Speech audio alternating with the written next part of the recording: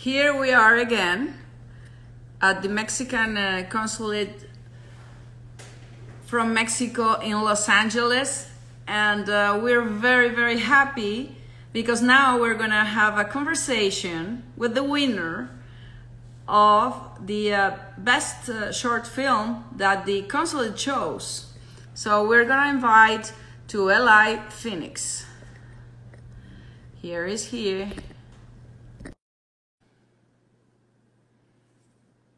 We're waiting for him. Hey, Eli, how are you? Hi, I'm doing good. And yourself? Oh, I'm very happy. We just had a conversation with Christian Gnecco that I know that now he's a good friend of yours, right? I talked to him. Yeah, he's a good person to talk to. Oh, that's perfect. Yeah. So, as you know, there were different prizes and recognition, but the one that the consulate chose was fantastic because it really reflected what we wanted to show to the world, to show to the people here. Of course, we advocate, we assist and protect the migrants, but now within, facing this pandemic, we really want people to recognize the work that the essential workers as farm workers are doing. So, Eli, tell me, why Fruits of Labor? Why did you think about that and making a short film about it? Yeah. Well, I saw that the grocery workers at the stores were deemed essential, and they were being appreciated as they should. We go to the store and we just pick, and they're there being exposed to all the people, right? But if you deconstruct the supply chain, it starts with the field workers, with the migrant workers, and I wanted them to be recognized as well because they're also putting a lot on the line and risking their lives in order for us to be able to enjoy our delicious food. Of course, but you don't have in your family any connection with a farm worker. It's just when you went to the supermarket, suddenly you realize that, wow, how come these strawberries are here and all the work that is behind them? Well, I do have a connection, not necessarily with a migrant worker, with like a field worker, but I'm a first generation Mexican American. Both of my parents are from Mexico, and both of them sadly are exploited workers. I don't want to get too much into it, but Yes. I kind of saw like how that influenced my family dynamic, and I want to show the world, that people are being exploited, and that's why I thought that this would be a good idea. Of course, it was a great idea. And if you allow me, I would like to show to the people that are listening this beautiful short film that you created. Just give me a moment. No problem. When I saw it, I said, for me, this is the one, wait. I'm gonna move this here so people can see.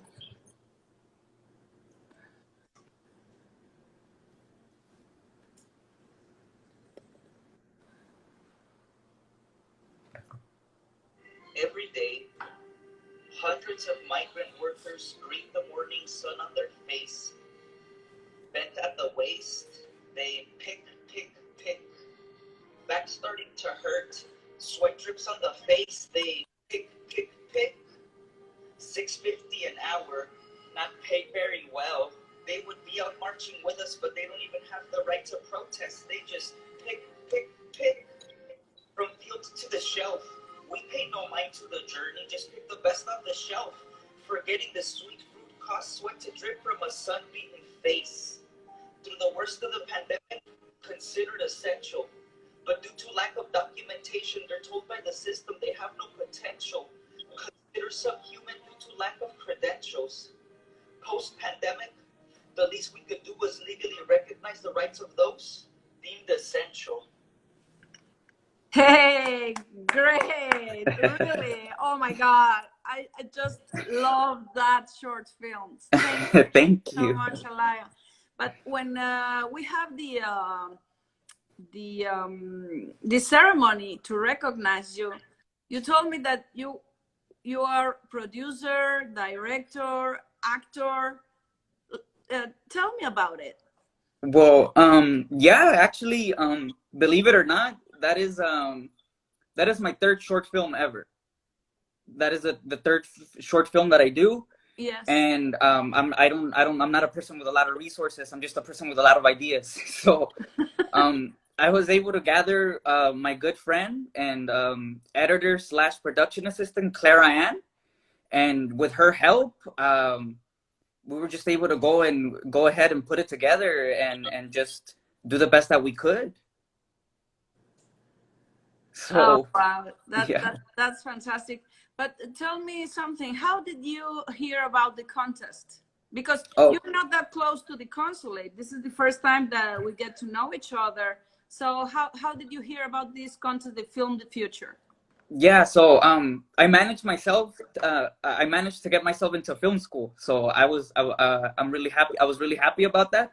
I graduated in September, and I was in one of my classes, and a professor was like, "Hey, Eli, I think it was Cynthia Prado that messaged my professor Andres de la Torre, and he told me, Eli, I think this would be a good contest for you. Why don't you go ahead and give it a try?" And then I'm like, wait, that's like in a week.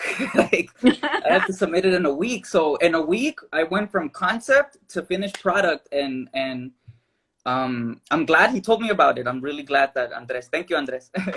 Oh, everybody is congratulating you. See, from Colombia, Lucy del Aguila is saying, great short film, congratulations. Oh. Gracias. So, yeah, I think that you're fantastic. So you have three, and the three of them are short films, or tell me about the other two. Yeah, they're all three are short films. My first one, I was experimenting with fictional narrative. It's a 5-minute short film about a guy that wants to go home and relax, but the obstacles of life won't allow him to just to sit down and relax his mind. So I'm exploring that with my first film. My second short film, and my first documentary film ever, that's because it's called Sella Hip Hop Short Rap Battle. Rap battles, and it's a short documentary showcasing two rappers in Southeast Los Angeles. That's what Sella stands for. And these guys just want to rap and give it their all, and they're really like giving themselves to the craft. And I really respect that. Anybody that's willing to come out of their comfort zone and just try to give the world something, I was like, I'm gonna be there to capture it, you know. And I did that, and then I was working on what would have been my third short film. I was all of 2019. Every weekend that I could, every chance that I get, I went to Tijuana. Just a guy with a camera. I'm a guy with a camera legally, you know, because I don't have the backing of a studio or anything. Yes. So I went there out of my own pocket. I tried to tell the story of Tijuana, but from a different perspective, not a narco, drugs, violent crime, acknowledging it through exploring the life of Angel Alpuche, who's a reporter for Frontera newspaper in the city of Tijuana. And he works for the crime column, so his job is to go and type up a story for every crime that goes on in the city. He listens to a police scanner and goes to the crime scene. So I wanted to show that that violence does exist, but through his point of view, because it's kind of like it's a first row seat to everything that's going on, and just barely on the sidelines of the crime. You know what I'm saying? Yes. And I really appreciated that. But in contrast, I was gonna show him with another individual, a guy named Wesley Desir, and he's a phenomenal person. He's a Brazilian resident, but Haitian national, moved to Brazil. Couldn't find opportunity to do his master's there, so he found it in Tijuana.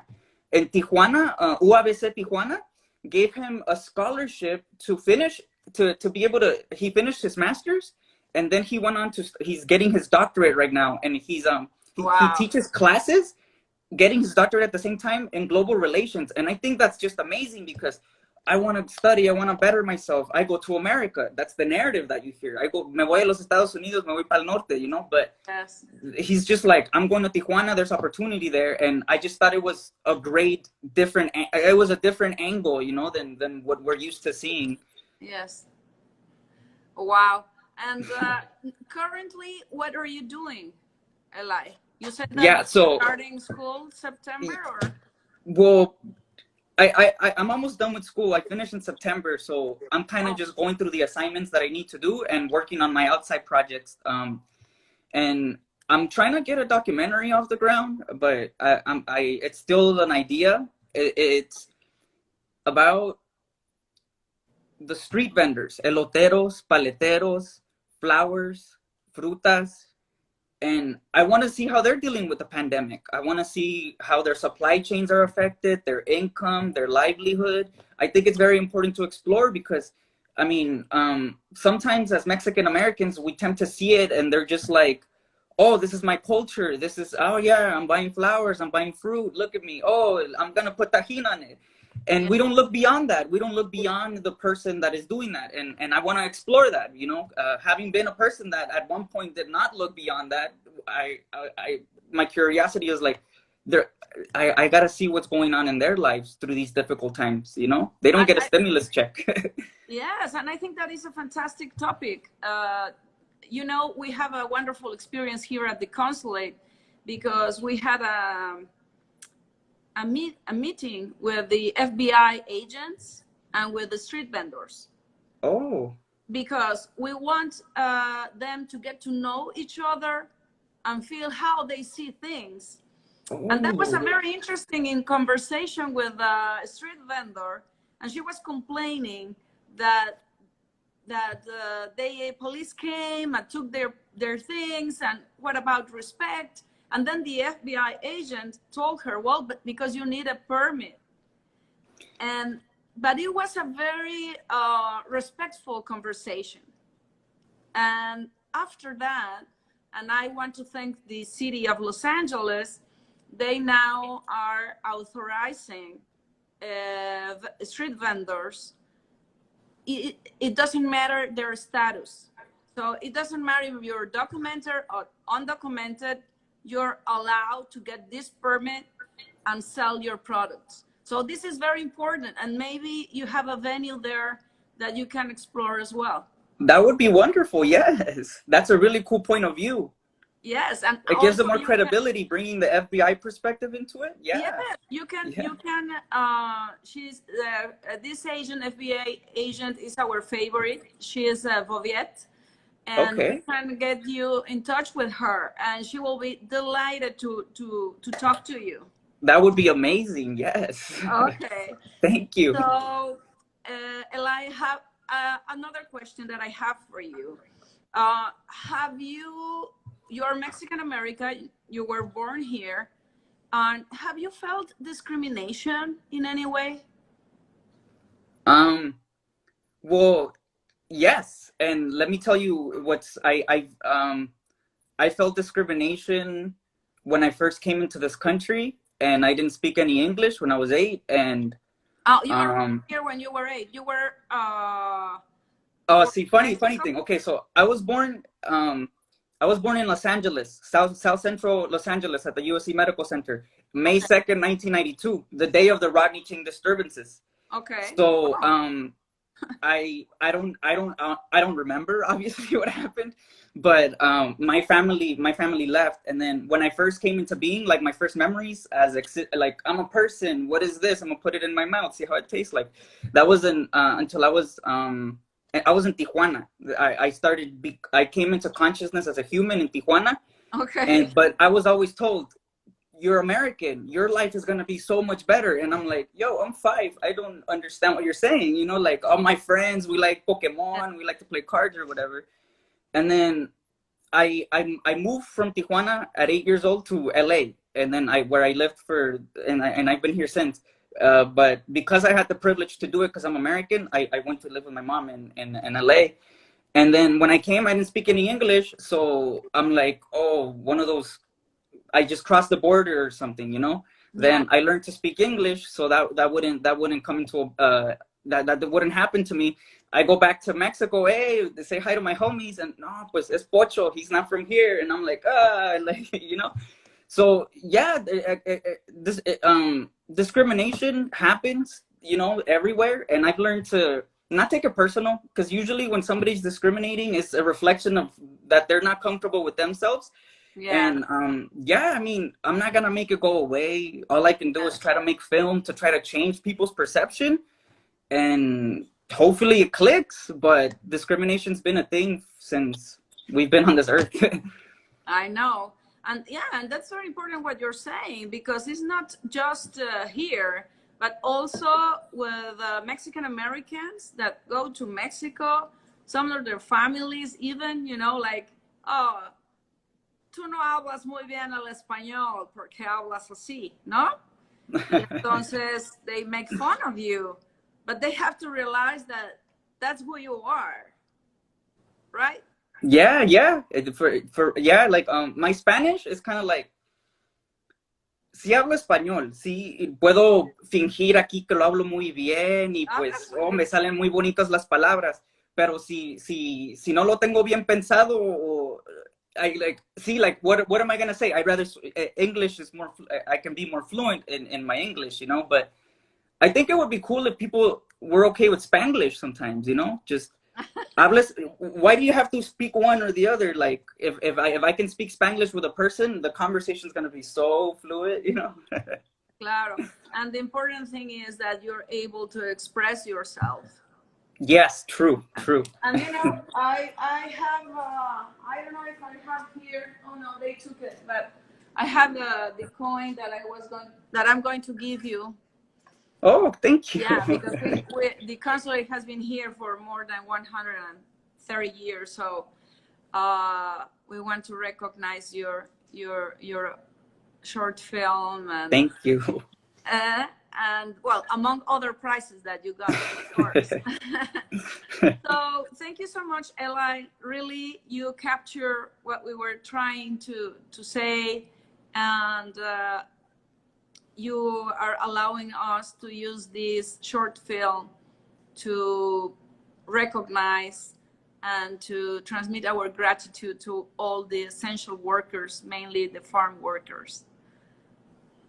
Thanks to them, we can eat every day. Yeah, that's so true. Yeah. And now you know where we are. Okay. And we're gonna do a lot of things together. Yes, looking forward to it. So just to the end, I'm gonna let you go. If you can tell us an advice that has worked for you, for the people that is listening and watching you now, what would you tell them?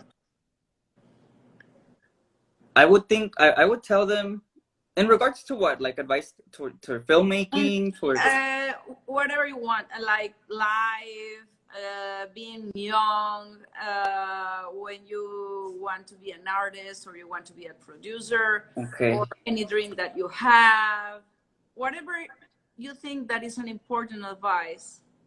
I think it's important that you never forget where you come from as an individual, but to not let where you come from define who you become.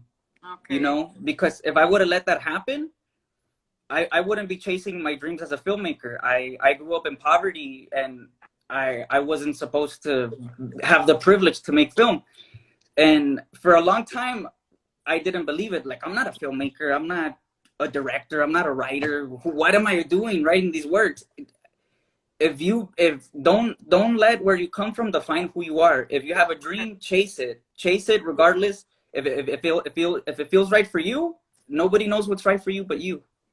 So be true to yourself, and don't let where you come from define you. Who you are. Okay. Yeah. That's great. So, Eli, muchísimas gracias. Hablas muy bien español. No te preocupes, y ya lo vas a practicar con nosotros más. Sí. Estaría bien. Felicidades, Eli. Gracias, muchas gracias. Que tengan buen día. Chao. Bye.